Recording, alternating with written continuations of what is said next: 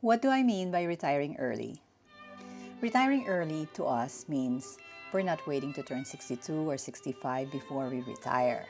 Some people wait to be 62 before retiring kasi that's when we can start to avail Social Security at a reduced amount. Others wait till they're 65 because that's when Medicare kicks in. And some wait even longer. They wait for their full retirement age at 67 because that is when we receive the full amount of our Social Security pension without any reductions. Why then am I retiring at 60 when none of these benefits have kicked in yet? And especially now when I have a great job, I'm working from home, and at the peak of my income.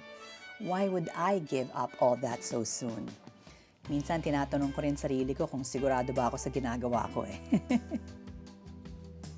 Our first reason is we really want to enjoy the healthiest and active years of our retirement for longer. And like many people, we are happiest when we are traveling. We are in our late 50s, although wala namang kaming malubhang mga sakit, pareho kami ng asawa ko na may hypertension and high cholesterol. So we are on maintenance meds. Marami na rin kaming body aches.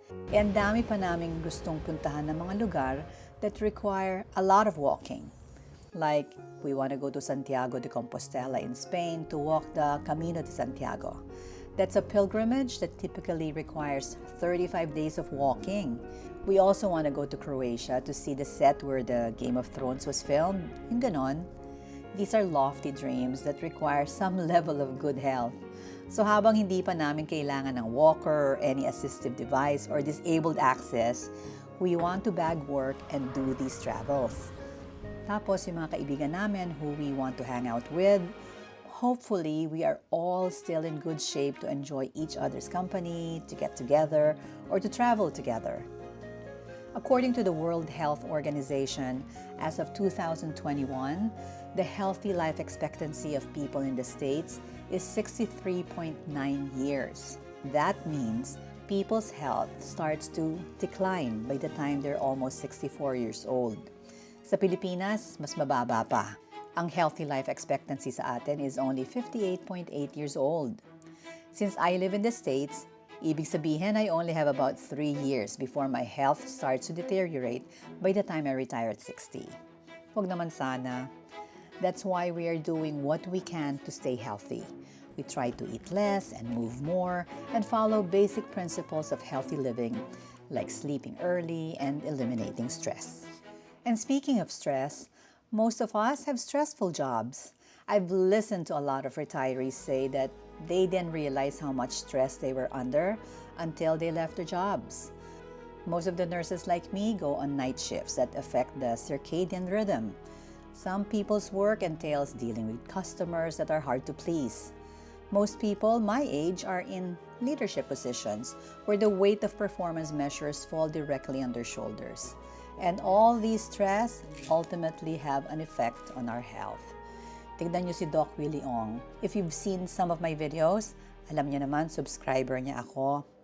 He has sarcoma, a rare form of cancer. And sabi niya, nakuha niya daw yon sa stress from his bashers.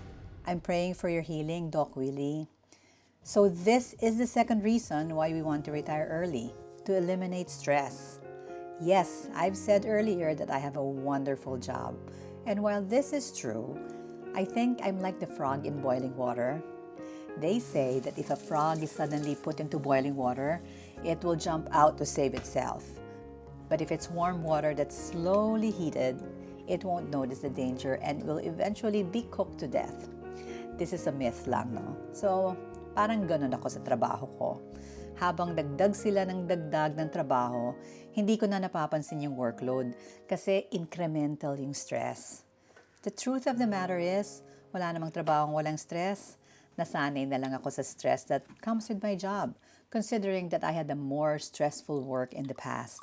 But I'm sure that the day I retire, I'll be so glad not having to wake up at 5:30 in the morning, not have to submit this morning report that I do every day, and stay working until 5 in the afternoon. Pag nag-retire din kami sa Pilipinas at medyo na-bored kami, ang dali lang namin pumunta sa Boracay or sa Palawan para mag-relax. go on a long and slow trip visiting other domestic spots. Or we can easily fly and stay in a villa in our favorite town in Bali. Malapit-lapit lang silang lahat, so it won't break the bank. The third reason that we want to retire early is because our financial obligations are done. Wala naman na kaming utang, we have a home to retire to, we've saved for our youngest child's college fund, so we feel we have enough. But how much is enough nga ba? Well, they say that we will never feel that we have enough money. It will always feel that we need more. Nakakatawa nga yung financial goals namin keep moving. Dahil late na kami nag-start mag-ipon for retirement, in the beginning, happy na kami na we have this amount saved for retirement. When we reached that, we said, siguro we have to continue to save pa until we have this amount. So, save pa more. And then, when we reach that amount, we have the urge to increase it again. But then, we have to stop moving our financial goal. Kasi, what's not moving is how much time we have left. So para sa akin, this is the perfect time to retire. Pag dinelay ko kasi ang retirement ko, I'm worried that I may no longer be able to enjoy the things that I saved up for all these years. We know that, yes, we have the ability to make more money, but we're not guaranteed good health despite our best efforts. As a nurse, I've seen this happen time and again. People who think and look like they're in good health suddenly come down with an unexpected illness, katulad ni Doc Willie. It's sad. I'm sure kayo rin you've heard similar stories. And last but not the least, we're retiring early in the Philippines because of relationships. Yung asawa ko, wala na siyang pamilya sa Pilipinas. His parents are gone and he's an only child. Ako naman, nandun ang mama ko, tsaka yung nag-iisa kong kapatid. When we left for the States, sabi ko, 10 years lang kami dito. Enough time lang to accrue credits sa Social Security. But then, tumagal kami nang tumagal dito, and the longer we stayed, it became harder to uproot the kids from school, from their friends, to relocate again, and to establish work for us. So here we are. By the time I retire, 26 years na kaming nandito. So how much more time are we going to spend with the people we love, no? How many more Christmases? How many more birthdays? It's a dwindling time. Tumanda na kaming lahat. That's why I'm retiring at 60. Yung mga anak namin na may iwan dito, they're on a roll.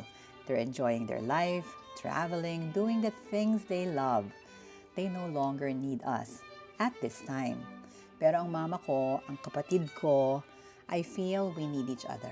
So we gotta be together. Retiring is a major life transition. It may not be easy, but I'm looking forward to it. Mag-a-adjust kami siguro na sapat na lang ang pera namin, wala na kaming sahod every 2 weeks, baka magkaroon ng konting financial insecurity. Pero people survive with less, di ba? So we'll get by. It's a huge adjustment also from the life we had for over 20 years in a foreign country that adopted us. But it's comforting to me to be back in our native land. Because even if I've spent over 20 years of my life in the States, I could never really feel at home here. Kulay ko pa lang, iba na May accent pa ako. So forever akong mukhang turista dito. Sa atin, pare-pareho tayo. Walang ibang kulay. May iba-iba mang dialect pero nagkakaintindihan pa rin tayo, di ba? Tsaka, mas masaya talaga ako doon. The tagline, "It's more fun in the Philippines," totoo yun!